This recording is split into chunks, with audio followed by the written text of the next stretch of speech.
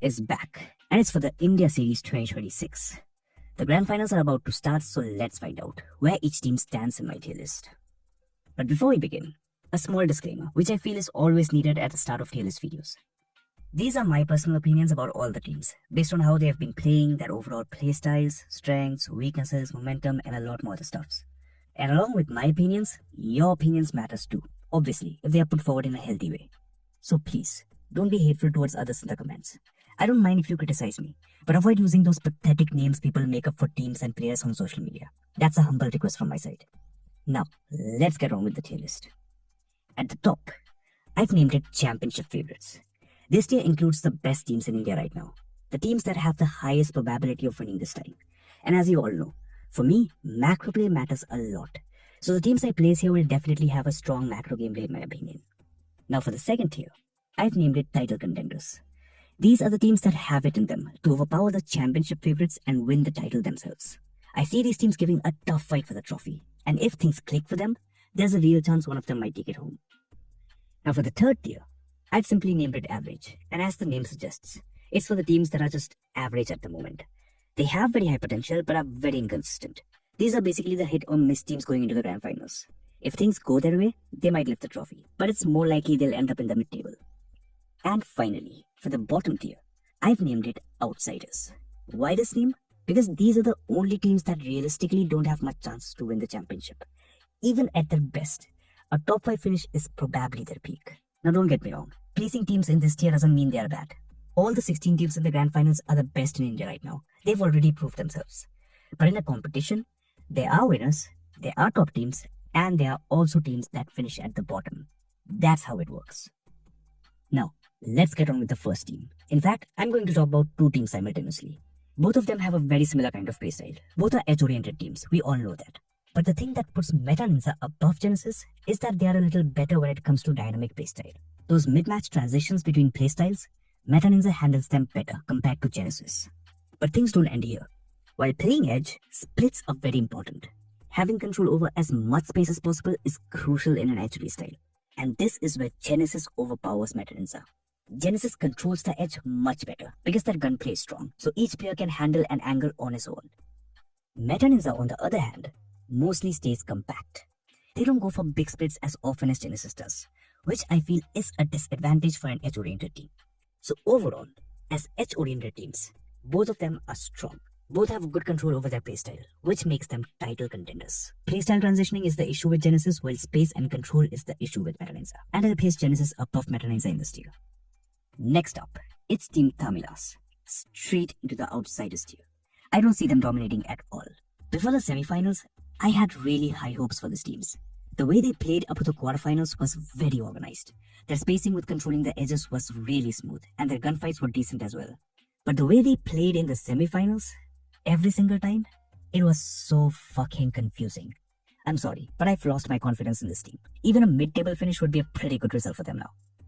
Next up, we have Reckoning Esports, and from what I've analyzed, this team loves playing big splits with a 2-2 formation.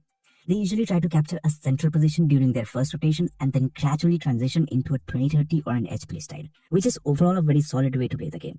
Also, because they are consistent with their formations, Reckoning Esports is quite good at controlling a larger space during the end circles. But this playstyle also makes them vulnerable to sudden slams. And we all know how the Indian lobby is. Sudden and desperate slams are very common in our region. And things don't stop getting worse yet for Reckoning. Their drop locations are a big concern. On Erangel, they go for School and Savarni. School is also Soul's drop, and Savarni is K9s. On Miramar, they drop at Elazar and Impala. Elazar is also taken by Victorious Summers, and Impala is contested by Learn From Past. Yes, Reckoning also goes to Montenuevo and Ladrilada at times, but their primary drops are still highly contested. So considering all these factors, Reckoning Esports goes to the title contenders tier, above Meta Ninja and above Genesis. And honestly, I would have placed them in championship favorites if their drop locations were not contested. Next up, it's Vasista Esports. Now this is a team I consider the underdogs heading into the grand finals of PGIS. I'm not talking about the players. Obviously, we all know this team has some of the most well-known players in India. But Vasista Esports feels like an underdog because of how their gameplay looks, at least for me. I genuinely don't understand how this team qualified for the grand finals. They've been very inconsistent and random. They tried an edge playstyle and struggled with it. They tried a 20-30 setup, didn't get good results there either. and then moved to a central playstyle, which finally gave them somewhat decent results. But the problem is, all these experiments happened in the semi-finals itself, which shows that they are still not sure what actually works best for them. And that's not only the issue. This team has a very poor track record in edge fights. They hesitate a lot while playing splits, and their drop locations doesn't complement their playstyles at all. All these factors combined, versus the esports goes straight into the outsiders tier. Next up, we have Orangutan, one of the crowd favorites for the grand finals. I'm personally very excited to watch this team play on the biggest stage. Not because I love their gameplay, but because I want to see how much they've learned from their PMGC experience last year. Now, I'm not going to talk much about Orangutan in this video, because I've noticed some very important patterns in their gameplay that can actually be used to counter them. For example, their 2-compound padding strategy while holding positions. I don't want to reveal these things publicly before the grand finals, so I'll make a dedicated video on Orangutan after BGIS, or maybe before PMPS, breaking down their strategies. But the question is, where do I place this team? For me, personally, don't get me wrong, I'm not trying to flex, but after spotting these patterns, I feel this team can be countered. And if I can notice these things, then obviously the management of the grand finals teams can definitely figure them out too. So for that reason, I'm placing Orangutan in the title contenders tier. I'm sorry. Next up, it's Victorious Summers. And let me tell you something very important about this team. In around 14 out of 16 games, I guess, in the semi-finals, Victorious Summers tried to position themselves towards the northern side of the circle. The north, the northeast, and the northwestern sides. And almost every time when that path got blocked, they didn't have a proper backup plan. Instead, they tried to force their way towards the center, which eventually led to casualties and ruined their game. This makes Victorious Summers very predictable and vulnerable to counters. On top of that, their fight formations looks quite random, which is not a good sign at all. So keeping all these things in mind, Victorious Summers goes into the outsiders tier for me. Next up, it's Revenant X-Park. Now this team is good. They follow a traditional central playstyle on Erangel and Miramar. But the thing I don't like about this team is their approach to team fights. They play aggressively, which isn't a bad thing, but the execution often turns chaotic. The moment they create an opening, all 4 players just rush in together, and this makes them vulnerable to more structured and tactical teams. Now the advantage Revenant X-Park has is their strong gunpower, which helps them survive and even dominate bad situations. But as I said, their approach to fights is something I personally don't like. And on top of that, Punk often forces the team to take a central position, which leads to unnecessary casualties at times. So keeping all these things in mind, for me, Revenant X-Park goes into the average tier. Next up, we have Nebula. I know some of you might not agree with me, but I feel this team is quite chaotic, and I have my reasons. The famous doubling strategy they are known for often makes their games look random and messy. Now, I'm not saying the strategy is bad. It's actually very powerful. But there's a saying, right? Powerful things in the wrong hands can lead to problems. And right now, it feels like that's the exact case with Nebula. The issue is their approach while executing the strategy. Every strategy needs discipline, and if you execute it in a chaotic way, it can backfire. That's exactly what's happening with Nebula. But when it comes to their macro game, this is where Nebula looks much better. Yes, there are chaotic moments, but overall, they're still solid in terms of macro.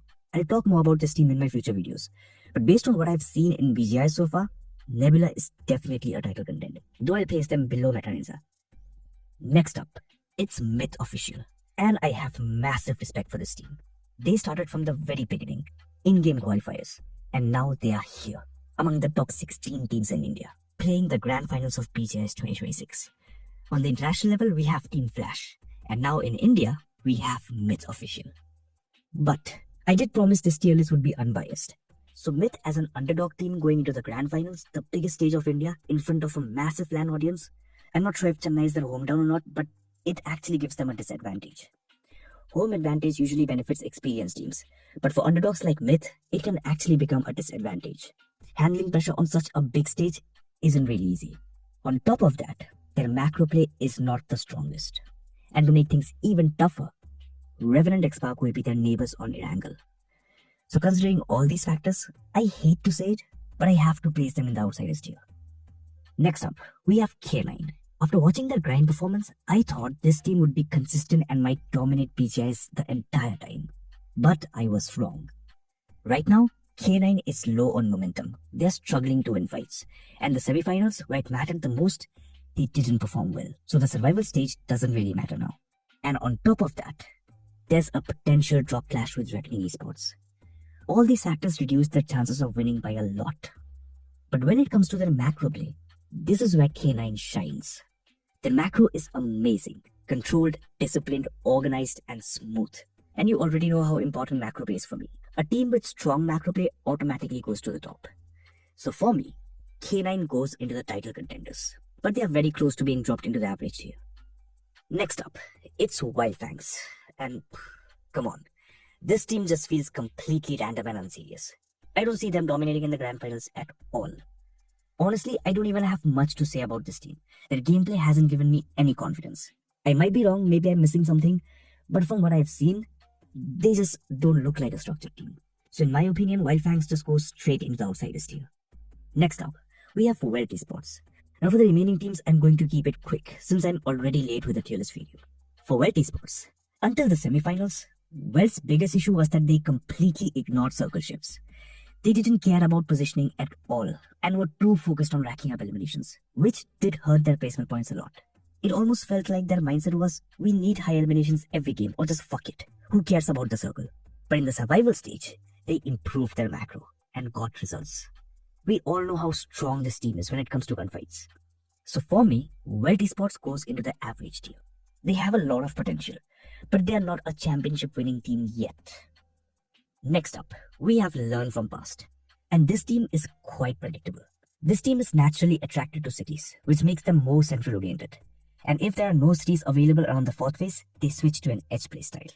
Now what I like about Learn from Past is their confidence while executing splits.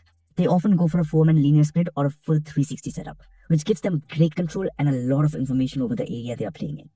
But as I said, their predictable playstyle makes them a bit vulnerable. So I'll place Learn from Past in the title contenders tier, because at the end of the day, this team knows how to win fights. Next up, we have Godlike, and I'm not placing them in the top tier. The reason is simple. Yes, they have some of the best players in India. Yes, they have championship winning players. Yes, they have some of the most talented assaulters. But they don't have a championship winning playstyle. Not at all. The way Godlike approaches the game right now, I don't see them winning a major title. It feels like they rely too much on raw skills rather than structured gameplay. Their preparation, whether it's pre-match or post-match analysis, doesn't seem strong enough, and their overall playstyle looks quite unstructured. You can disagree with me, you can hate on me, that's completely fine, but this is how I see it. That said, with the level of talent these players have, if luck is by their side, they might win BGIs, but I'll actually call it a total fluke. So for me, Godlike goes into the average tier. And finally, Team Soul.